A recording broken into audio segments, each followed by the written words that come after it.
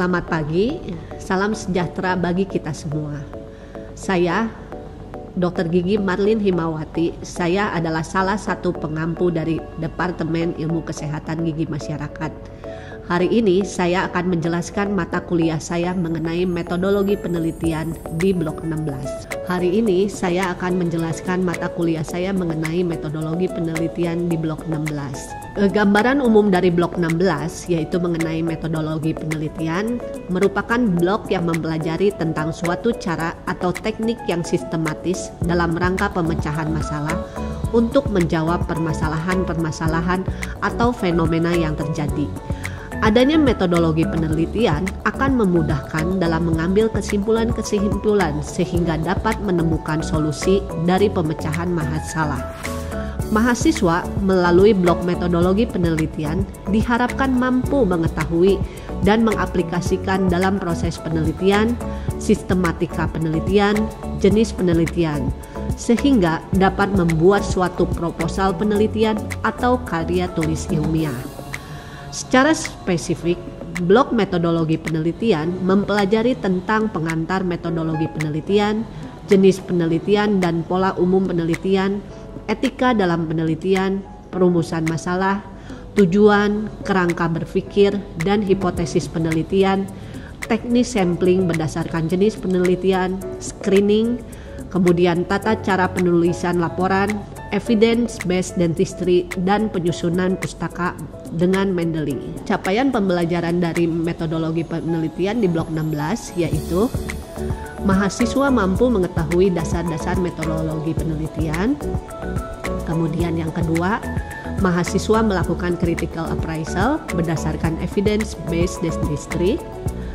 Kemudian yang ketiga, mahasiswa mampu mengetahui dan melakukan penelitian kesehatan gigi dalam hal pengumpulan data, menyajikan data, dan pelaporan data sesuai dengan keahlian, tanggung jawab, kesejawatan, etika dan hukum yang berlaku dalam menjunjung tinggi nilai kemanusiaan, dalam menjalankan tugas berdasarkan agama dan moral, serta berkontribusi, berperan, dan bekerja sama dalam kepekaan sosial, serta kepedulian terhadap masyarakat dan lingkungan yang bermutu, terukur dalam implementasi ilmu pengetahuan dan teknologi berdasarkan evidence-based dentistry, dan sahih dalam pencapaian hasil kerja mandiri dan kelompok dalam menyelesaikan pekerjaannya. Sub CPMK dari mata kuliah yang saya pegang, mahasiswa mampu mengetahui mengenai masalah dan tujuan penelitian.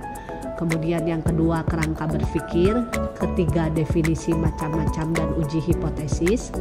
Keempat, perhitungan besar sampel sesuai dengan jenis penelitian.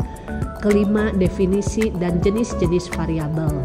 Proses pembelajaran yang diterapkan pada Blok 16 yaitu meliputi kuliah. Kemudian yang kedua, mahasiswa mandiri. Kemudian yang ketiga, tutorial. Kemudian yang keempat, seminar melalui forum kelas besar. Kemudian kelima, praktikum.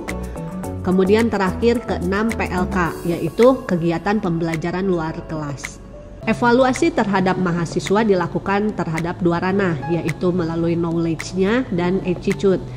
Knowledge-nya itu akan diuji melalui MCQ.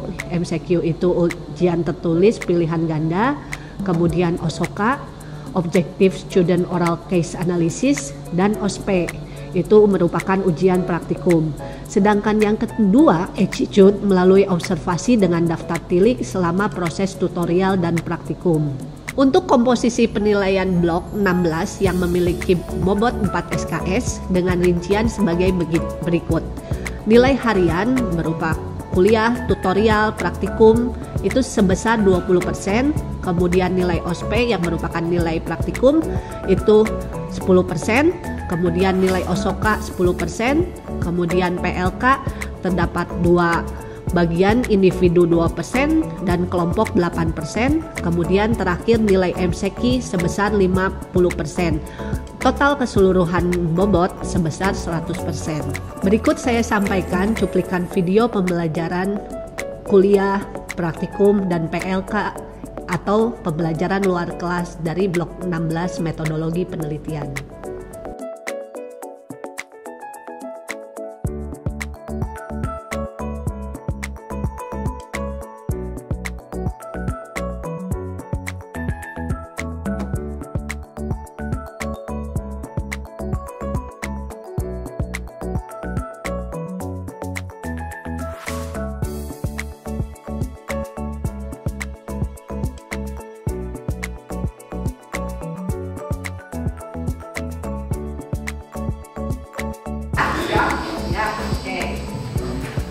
Ya, selamat siang. Saya di sini Dr. Gigi Marlin akan mengajarkan tentang variabel. Ya. Nah, CPMK yang perlu kalian kuasai yaitu mahasiswa mampu menganalisis dasar-dasar metodologi penelitian dan melakukan penelitian kesehatan gigi dalam hal pengumpulan data, mendokumentasikan hasil penelitian, mengolah data, menyajikan data, dan pelaporan data sesuai dengan keahlian, tanggung jawab, kesejawatan, etika, dan hukum yang berlaku. Jadi, dari variabel ini merupakan dasar-dasar dari metodologi penelitian. Nah, kita lanjut ke definisi variabel. Definisi variabel yaitu objek penelitian yang bervariasi atau ukuran atau ciri yang dimiliki oleh anggota-anggota suatu kelompok yang berbeda dengan yang dimiliki oleh kelompok lain. Nah, definisi variabel itu juga merupakan sesuatu yang digunakan sebagai ciri, sifat, atau ukuran yang dimiliki atau didapatkan oleh satuan penelitian tentang suatu konsep pengertian tertentu. Jadi misalnya umur, jenis kelamin, pendidikan, status perkawinan, pekerjaan, dan sebagainya. Nah, definisi variabel juga bisa berbentuk konsep yang mempunyai bermacam-macam nilai. Jadi dari kata variabel, variasi, ya. Jadi misalkan ekonomi, mahasiswa, kinerja, dan sebagainya. Ya, jenis variabel itu ada dua, ya. Jadi ada kuantitatif dan kualitatif. Dari katanya kuantitatif, kuantitas, ya. Jadi kalau kuantitas itu berbentuk angka. Misalnya contoh umur, nah umur itu kan pasti berbentuk angka. Misalnya 5 tahun, 6 tahun, 7 tahun, ya. Itu yang berlawanan. Contohnya, ya tidak laki-laki dan perempuan, ya. Jadi kutub yang berlawanan, jadi nggak ada yang di tengah-tengah, ya. Nah, kemudian variabel kontinu. Jadi variabel kontinu dipisahkan menjadi 3. Ada ordinal, interval, kemudian rasio. Sedang ordinal itu ialah tingkatan-tingkatan. Contohnya misalkan Ani terpandai, kemudian Siti pandai, kemudian Tono tidak pandai, ya, itu ordinal, tingkatan-tingkatan. Misalnya SMP, SMA, gitu ya, itu tingkatan, ya. Nah, kemudian interval itu jarak, jadi dapat diketahui dengan pasti. Misalnya, contohnya suhu udara 31, sedangkan suhu tubuh 37. Nah, selisihnya ada 6, ya. Nah, sedangkan rasio itu perbandingan. Misalkan contoh berat bapak 70 kg, anak 35 kg. Nah, maka bapak beratnya 2 kali anak, ya. Nah, selanjutnya jenis variabel berdasarkan hubungan fungsional. Nah, ini variabelnya adalah yaitu misalnya variabel tergantung.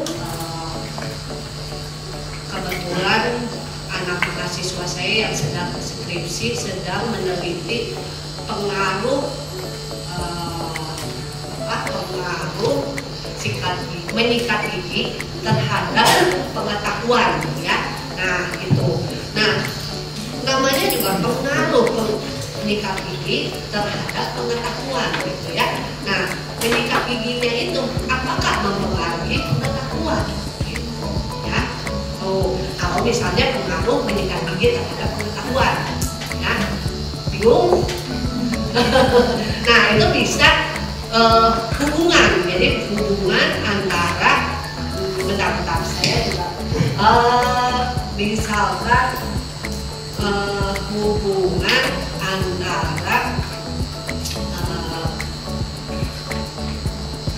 tingkat pengetahuan ibu terhadap cara menyikat gigi dari anak-anak, ya, misalkan itu, ya, hubungan antara tingkat pengetahuan. Jadi tingkat pengetahuan ibu sebagai variabel apa? Bebas, ya. Kalau ini gampang, ya, jadi langsung. Jadi yang terpengaruhnya itu Nah, anak-anak, cara menyikat gigi dari anak-anak, ya. Oke, tuh. Ada lagi pertanyaan? Alvin, ya silakan. Bergantung pada diskrit dan juga bergantung pada kontinu. Ya.